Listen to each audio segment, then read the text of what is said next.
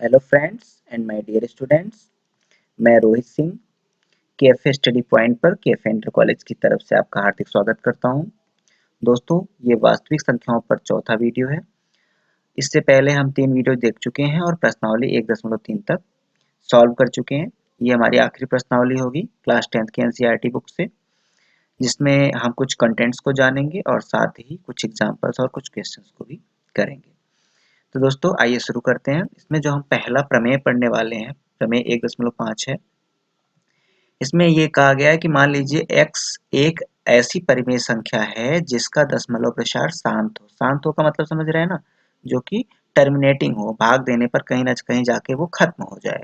ठीक है, और हमारा शेषफल क्या आ जाए, 0 आ जाए। ऐसी संख्याओं को हम क्या कहते हैं, शांत कहते हैं। ठीक है, तब x को p बटा q के रूप में, जो x है इसको हम p बटा q के रूप में व्यक्त कर सकते हैं, जहां p और q अभाज्य है, सहअभाज्य है। सहअभाज्य क्या होता है, जब किन्हीं दो नंबर का जो फैक्टर होता है, कॉमन फैक्टर, वह एक के अलावा और कोई ना हो। ठीक है, सिर्फ एक से ये दोनों संख्याएं कट सके और कोई ऐसी संख्या ना हो जो इन दोनों को काट सके। ऐसी संख्याओं को हम को प्राइम फैक्टर या फिर सहअभाज्य संख्याएं कहते हैं। ठीक है, तथा q का अभाज्य गुणनखंड 2 की घात m 3 की घात 5 की घात 2 की घात n m और 5 की घात m के रूप में है, जहां n m ऋणात्तर पूर्णांक है। ऋणात्तर पूर्णांक को अंग्रेजी में नॉन नेगेटिव इंटीजर्स कहते हैं। 0 और उसके बाद के जितने भी नंबर्स जो आपके इंटीजर्स होते हैं वो ऋणात्तर पूर्णांक कहलाते हैं। ठीक है दोस्तों, एक बार फिर से हम प्रमेय को देखते हैं। क्या है कि अगर आपको x कोई ऐसी परिमेय संख्या मिल जाए जिसका जो प्रसार हो, दशमलव प्रसार, वो क्या हो, शांत हो, तब उसको हम p बटा q के रूप में लिख सकते हैं, जहां p और q क्या रहेगा, को प्राइम फैक्टर रहेगा। और साथ ही इसका जो अभाज्य गुणनखंड होगा, q का जो हर हमारा है, इसका जो अभाज्य गुणनखंड होगा वो 2 की घात n और 5 की घात m के रूप में होगा। ठीक है, तो कहने का मतलब सीधा सीधा इसको हम लेमैन लैंग्वेज में बोलें तो कोई भी संख्या अगर पूरी तरह से कट रही है, अर्थात टर्मिनेटिंग है, जिसको हम शांत प्रसार बोलते हैं, प्रसार जिसका शांत हो, तो उसका जो हर होगा, डिनोमिनेटर ये, ठीक है, ये जो हर होगा इसका गुणनखंड हमेशा 2 की घात n और 5 की घात m के रूप में होगा, जहां पे n और m क्या है, कोई नॉन नेगेटिव इंटीजर है। ठीक है, आइए हम आगे इसको कुछ एग्जांपल पे समझते हैं। ठीक है, चलिए यहाँ पे हम 2 एग्जांपल लिए हैं। आप देख सकते हैं कि ये संख्या पूरी तरह से यहाँ डॉट डॉट या फिर बार नहीं लगा हुआ है ऊपर, तो इसको हम क्या कह सकते हैं कि ये शांत है। ये यहाँ पे आके पूरी तरह से कट गई है। ठीक है, इसी तरह से ये भी। अब ये दोनों संख्याएं कैसी संख्याएं हैं, ऐसी संख्याएं जिनका दशमलव प्रसार शांत है। तो अब हमें ये आपको दिखाना है कि इन संख्याओं को जब हम फ्रैक्शन में बदलेंगे, भिन्न में बदलने के लिए क्या करेंगे, यहाँ पे 1 लिख लेंगे, 3 जीरो बढ़ा देंगे। ठीक है, तो अब हमने क्या किया, इसको भिन्न में बदल दिया, इसको काट के यहाँ इसके नीचे 1 लिख दिया और जितने भी यहाँ डिजिट्स होते हैं उतने जीरो लगा देते हैं। ठीक है, ये बन गया। अभी देखो इसके कई फैक्टर्स ऐसे आपको मिलेंगे जो दोनों को काट रहे होंगे, जैसे ये 5 इसको काट देगा। ठीक है, तो इसको पहले तो क्या किया गया है, नीचे जो हमारा ये, अभी हम डायरेक्ट काट नहीं रहे हैं, डायरेक्ट आपको ऐसे दिखा रहे हैं कि अभी देखिए जितना जीरो होता है के आगे उसको 10 की घात के रूप में हम व्यक्त कर सकते हैं। तो क्या हो गया, 375 बटा 10 की घात 3। ठीक है दोस्तों, अब ऊपर हम क्या लिख सकते हैं, इसको इसका गुणनखंड करेंगे तो 3 गुणे 5 गुणे 5 गुणे 5, 3 बार 5 रहेगा, 1 बार 3 रहेगा, हो जाएगा। और नीचे क्या हो जाएगा, 2 की घात 3 और 5 की घात 3। दोस्तों, अगर हम इसको चाहें तो हम इसको काट सकते हैं, इसको काट देंगे और इसको काट के हम क्या लिख सकते हैं, इसको इसको हम लिख सकते हैं 3 बटा 2 की घात 3।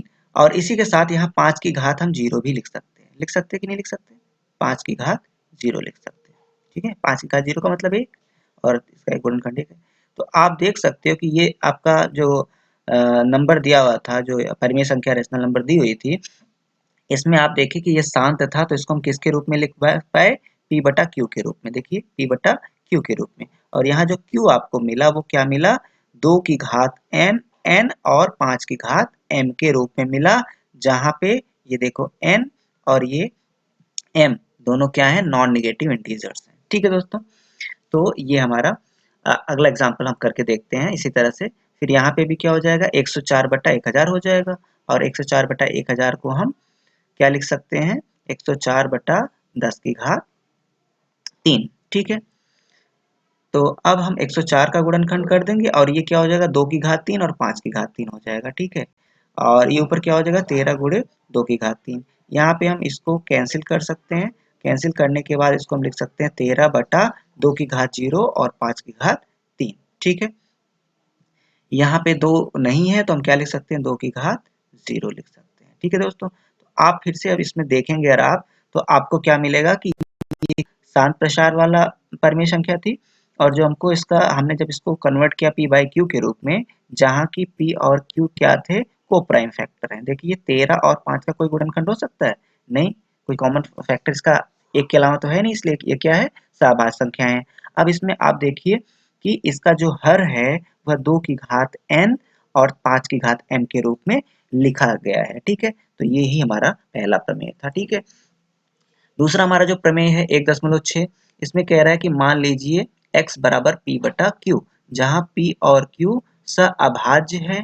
एक परिमेय संख्या ऐसी है कि q 2 की घात n 5 की घात m के रूप में है, जहां n और m ऋणात्मक पूर्णांक है, तब x का दशमलव प्रसार शांत होगा। कहने का मतलब दोस्तों, जो हमने प्रमेय 1.5 पढ़ा, ये उसका अपोजिट है, उसका विलोम है। ठीक है, वहां हमने पढ़ा कि अगर शांत है तो उसको हम p बाई क्यू के रूप में लिख सकते हैं, जहां p और q क्या रहेगा, सहभाज्य रहेगा। ठीक है, मतलब को प्राइम फैक्टर रहेगा, और साथ ही q जो हमारा हर होगा उसको हम 2 की घात m और 5 की घात 2 की घात n और 5 की घात m के रूप में लिख सकते हैं। यहाँ उसका उल्टा है कि अगर कोई संख्या p बटा q के रूप में है और p और q क्या है, को प्राइम फैक्टर हैं, ऐसे केस में अगर आपका q 2 की घात n और 5 की घात m के रूप में है, तो वह आपका जो परिमेय संख्या होगी वो कैसी होगी, प्रसार उसका शांत होगा, वो टर्मिनेटिंग नंबर होगी। ठीक है, चलिए इस पे भी हम एक एग्जांपल देख लेते हैं। यहाँ पे देखिए एक आपको फ्रैक्शन दिया गया है, ये 3/8 है। देखिए 3 और 8 का कोई फैक्टर है, कौन फैक्टर, एक के अलावा नहीं, मतलब ये क्या है, सहभाज्य है। ठीक है, उसके बाद अब देखिए यहाँ पे इसको अगर हम तोड़ दें छोटे छोटे फैक्टर्स में, तो ये हो जाएगा 2 गुणे 2 गुणे 2 मतलब 3 बार, 2 की घात 3 हो गया। अब आप देख सकते हैं कि अगर इसको हम थोड़ा सा आगे बढ़ाएं, तो ऊपर नीचे हम क्या कर सकते हैं, गुणा करें या ना करते, यहाँ पे सिर्फ हम 0 लिख देते तो भी आप देख सकते थे कि आपका ये 2 की घात n और 5 की घात m के रूप में है। इसलिए हम कह सकते हैं कि ये क्या है। अभी देखिए इसका, इसने क्या किया, यहाँ पे, यहाँ तक पहले हम समझते हैं। यहाँ हमने क्या देखा कि ये ऐसा ऐसा रेशनल नंबर है जहां जिसको हमने p बटा के रूप में लिखा, और p और q दोनों क्या है, सहअभाज्य है, और हमारा हर जो है वह 2 की घात n और 5 की घात m के रूप में है। ठीक है दोस्तों, तो अब हमको प्रूव करना है कि ये टर्मिनेटिंग है, तो हम क्या करते हैं, पहले यहाँ पे इसको हम जितना भी 2 की पावर जितनी रहती है, यहाँ 2 की पावर 3 है, तो हम 5 की पावर 3 का ऊपर नीचे गुणा कर देते हैं। यहाँ पे देखिए 5 की पावर 3 का ऊपर और 5 की पावर 3 का नीचे। ऐसा क्यों किया, ताकि ये देखिए जब घातें समान होती है तो आधार पर गुणा हो जाता है, तो ये हो जाएगा 10, 10 की घात 3 हो जाएगी, तो 10 की घात 3 में हम आसानी से इसको हम डेसिमल में बदल लेंगे, इसीलिए हमने ऐसा किया। कोई भी क्वेश्चन अगर यहाँ 5 होता तो हम 5 की घात 5 का गुणा करते, अगर यहाँ 7 होता तो ऊपर नीचे हम 5 की घात 7 का गुणा करते। ठीक है, तो ये 5 पचे 25 पंजे 125 दिया, 375 हो गया ऊपर, और नीचे हो गया 10 की घात 3, 10 की घात 3 का मतलब 1000, 1000 से हम भाग देंगे तो 3 अंक पे दशमलव लग जाएगा। तो आपने देखा कि जब ये कंडीशंस थी तो जो हमें हमारा x मिला वो क्या मिल गया, जिस ऐसा मिल गया जिसका दशमलव प्रसार शांत है। ठीक है दोस्तों, एक और यहाँ पे थोड़ा सा बड़ा एग्जाम्पल लिया हुआ है, देख सकते हैं आप इसका ऊपर का गुणनखंड कीजिए तो क्या हो जाएगा, 2 की घात 2 7 और 521 जो कि अभाज्य संख्या है, और नीचे आप देखिए तो ये क्या हो गया, 5 का गुणा 4 बार। ठीक है दोस्तों, अब इसको, अब आप देख सकते हैं यहाँ पे 2 की घात 0 हम लिख सकते हैं ना, कोई दिक्कत तो है नहीं, 2 की घात हमने 0 लिख दिया। तो आपने देखा कि ये ऐसा परिमेय संख्या थी जिसको हमने यहाँ पे देखा कि हमने इसको अभाज्य गुणनखंड के रूप में लिख दिया, और उसके बाद फिर सहभाज्य गुणनखंड के रूप में, और उसके बाद हमने देखा कि इसका हर जो है वो 2 की घात n और 5 की घात m के रूप में है। अब हमें प्रूव करना है कि ये क्या है, यह शांत है। तो इसके लिए हम क्या करेंगे, देखिए यहाँ पे 5 की घात 4 है, हमने आपको बताया कि नीचे हम इसको 10 हमको बनाना है। ठीक है, इसका मतलब क्या होगा कि 2 की घात 4 का ऊपर और नीचे हम गुणा कर देते हैं। 2 की घात 4 का ऊपर गुणा करेंगे तो यहाँ 2 की घात 6 हो जाएगा और नीचे 2 की घात 4 हो गया। अब ये हो गया 10 की घात 4 मतलब 1 के आगे 4 जीरो और ऊपर जो है इसको हम पूरा गुणा कर लेते हैं। ऊपर पूरा गुणा कर लिया, नीचे 10 की घात 4 जीरो। 10 की घात 4 जीरो से जब हम भाग करेंगे तो यहाँ पे 4 अंक पे आके दशमलव लग जाएगा, तो वो क्या हो जाएगा 23.3408। ठीक है दोस्तों, चलिए अब एक तीसरा हमारा जो प्रमेय है वह इसी से रिलेटेड ये भी है कि क्या लिखा हुआ है कि मान लीजिए x जो है वो p बाई क्यू के रूप में है, जहाँ p और q क्या है, अभाज्य है एक परिमेय संख्या इस प्रकार कि q का अभाज्य गुणनखंड 2 की घात n और 5 की घात m के रूप में नहीं है। वहां पे क्या था, है, यहाँ पे क्या है, नहीं है। और अगर नहीं रहेगा जहाँ पे n और m ऋणात्मक पूर्णांक है तो ऐसे केस में क्या होगा कि जिसका दशमलव प्रसार क्या होगा, वो अशांत होगा। ठीक है, अशांत होगा और साथ में आवर्ती होगा। आवर्ती क्यों होगा, क्योंकि हम ये रेशनल नंबर लेके चल रहे हैं ना, परिमेय संख्या, और परिमेय संख्या कभी अनावर्ती होती ही नहीं। ठीक है, अनावर्ती कौन होता है, अपरिमेय संख्या। ठीक है, तो हमें यहाँ पे क्या करना है कि दिखाना है कि अशांत और आवर्ती होगा। ठीक है, चलिए आइए हम कुछ हमारी जो प्रश्नावली है 1.4 इसके कुछ क्वेश्चंस की बात करते हैं। जैसे पहला क्वेश्चन जो है इसको हमें क्या करना है, यहाँ पे लिखा हुआ कि बिना लंबी विभाजन प्रक्रिया किए बताइए कि निम्नलिखित परिमेय संख्याओं के दशमलव प्रसार शांत है या अशांत आवर्ती है। तो या तो हम भाग देते, लेकिन यहाँ पे कह रहा है कि भाग नहीं देना है और भाग देना काफी लंबा पड़ता है, तो हम क्या करते हैं, पहले इसका गुणनखंड कर लेते हैं। ठीक है, गुणनखंड करेंगे किसका, हर का, अंश का कुछ नहीं करना है, हर का हम क्या कर रहे हैं, गुणनखंड कर रहे हैं। तो हर का गुणनखंड क्या हो जाएगा, 5 गुणे 5 गुणे 5 गुणे 5 गुणे 5 बार। ठीक है, मतलब 5 की घात 5। दोस्तों इसका गुणनखंड 5 की घात 5 हो गया। मैंने कहा कि अब हमें इसको 10 बनाना है। ठीक है, तो क्या करेंगे, 2 की घात 5 का हम पहले तो इसको चेक करना है कि नहीं। तो सीधा सीधा मतलब क्या हो गया कि इसका हर किस रूप में है, 5 की घात 5 के रूप में है। ठीक है, और 2 की घात 0 के रूप में है। किसके रूप में है, 2 की घात 0 के रूप में। तो दोस्तों एक चीज आपको समझ में आ गई कि हर इसका क्या है, 2 की घात n और 5 की घात m के रूप में है, और ऐसे केस में ये क्या हो जाएगा, शांत हो जाएगा। ठीक है, जब भी हमारा हर क्या मिल जाए, 2 की घात n और 5 की घात m, इसके अलावा और कुछ ना रहे तो क्या हो जाएगा, शांत हो जाएगा। चलिए दूसरा देखते हैं। दूसरे में भी आप हर देखिए क्या है, 2 गुणे 2 गुणे 2 मतलब 2 की घात 3। इसको हम 2 की घात 3 और 5 की घात 0 लिख सकते हैं। फिर से वही चीज, हर हमारा क्या हो गया, 2 की घात n और 5 की घात m के रूप में, इसलिए क्या हो गया, शांत हो गया। ये भी शांत हो गया और ये भी शांत हो गया। ठीक है, तीसरे की बात करते हैं। तो तीसरा हम देखते हैं कि हमारा हर जो है, हर इसका गुणनखंड क्या है, 5 गुणे 7 गुणे 13। यह जो है 5 की घात 2 की घात n और 5 की घात m के रूप में नहीं है, इसलिए ये शांत नहीं है। ठीक है दोस्तों, ये शांत नहीं है। शांत नहीं को मैं क्रॉस से शो कर रहा हूँ और शांत है को मैं टिक लगाकर राइट मार्क से शो कर रहा हूँ। ठीक है, चलिए अगला देखते हैं। अगले का जब हम गुणनखंड करेंगे तो ये हो जाएगा 2 गुणे 2 गुणे 2 कितनी बार, 6 बार, और 5 कितनी बार, 2 बार। फिर हम देखते हैं इसका हर क्या है, इसका हर 2 की घात n और 5 की घात m के रूप में है, जहां n m क्या है, नॉन नेगेटिव है। ठीक है, इसका मतलब क्या है कि यह भी क्या है, शांत है। ठीक है स्टूडेंट, बात समझ में आई।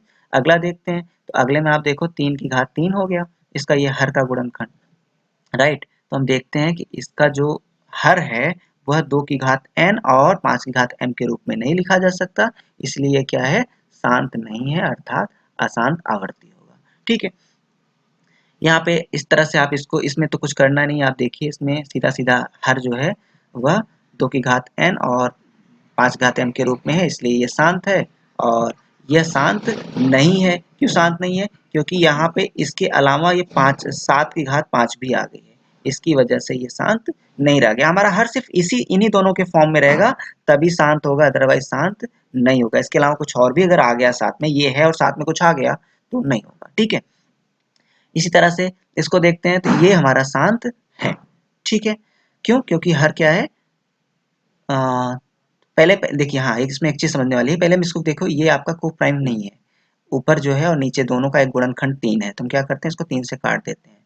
तो 3 दूना 6 और 3 पचे 15। तो हमें हर क्या मिल गया, 5 मिल गया। अब हर 5 मिल गया तो हम क्या लिख सकते हैं, 2 की घात 0 और 5 की घात 1 हर को लिख सकते हैं ना। तो ऐसे में हमको क्या मिल गया, 2 की घात n और 5 की घात m, where n and m are not negative integer, that's why it is terminating, right. इसको भी हम काट सकते हैं 7 से, 5 से काट सकते हैं, 5 सत्ते 35 और 5 दाम में 50। ठीक है, हर हमारा क्या हो गया 10 हो गया। और 10 के लिए आप जानते हो कि इसको क्या लिख सकते हैं 2 गुणे 5। इसका मतलब क्या हो गया ये कि ये आपका टर्मिनेटिंग है। ठीक है, ये टर्मिनेटिंग है। इसी तरह से इसकी बात करें तो इसमें आप देखिए कि हमारे हर में पहले हमने इसको काट दिया 11 से, ये आपका 11 यहाँ 7 बार जाएगा और 11 यहाँ पे कितना हो जाएगा, 11 से कटेगा कि नहीं कटेगा, 7 से कटेगा। ओके, यहाँ पे 11 हो जाएगा, 11 और यहाँ पे 30 हो जाएगा। ये कितना हो जाएगा 30। अब 30 होने के बाद दोस्तों, अब 30 को हम चेक करेंगे, 30 को हम 2 गुणे 3 गुणे 5 लिख सकते हैं। यहाँ पे ये जो 3 है इसने प्रॉब्लम क्रिएट की and that's why this is non terminating. ठीक है, ये टर्मिनेट नहीं होगा। ठीक है, this is non terminating and recurring. Okay, उसके बाद दिया है कि ऊपर दिए गए प्रश्न में उन परिमेय संख्याओं के दशमलव प्रसार को लिखिए जो शांत है। तो मैंने टिक कर दिया, आप कर सकते हैं। और तीसरा हमारा क्वेश्चन है कि कुछ वास्तविक संख्याओं के दशमलव प्रसार नीचे दर्शाए गए हैं, प्रत्येक स्थिति के लिए निर्धारित कीजिए कि यह संख्या परिमेय संख्या है या नहीं। यदि यह परिमेय संख्या है तो p बटा q के रूप में है कि नहीं। तो q के अभाज्य गुणनखंडों के बारे में आप क्या कह सकते हैं दोस्तों। इसमें आप देखिए पूरी तरह से टर्मिनेटिंग है। ठीक है, टर्मिनेटिंग है क्योंकि यहाँ पे खत्म हो गई है। तो इसका हम यहाँ पे बटे एक के आगे 1 2 3 4 5 6 7 8 9 जीरो लगा के लिख सकते हैं। ठीक है, इसी तरह से ये आपका क्या है, यहाँ पे देखिए किसी भी एक पर्टिकुलर ग्रुप की पुनरावृत्ति नहीं हो रही। पहली बार 120 की हुई, दूसरी बार 1200 का, तीसरी बार 12,000 का, चौथी बार 1,20,000 का। इसका मतलब क्या है, न तो ये आसान, मतलब आसान तो है बट ये आवर्ती नहीं है, ये अनावर्ती है। ठीक है, नॉन रिकरिंग है, इसलिए परिमेय संख्या नहीं बल्कि अपरिमेय संख्या है। और यहाँ पे दोस्तों देखिए इस नंबर का, ये बड़ा सा नंबर है, ये बार बार रिकर होगा। ठीक है, बार बार आएगा, इस मतलब ये आवर्त बनेगा।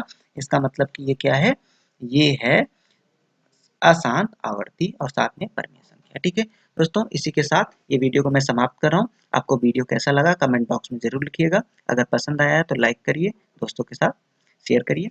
वीडियो देखने के लिए आपका बहुत बहुत धन्यवाद।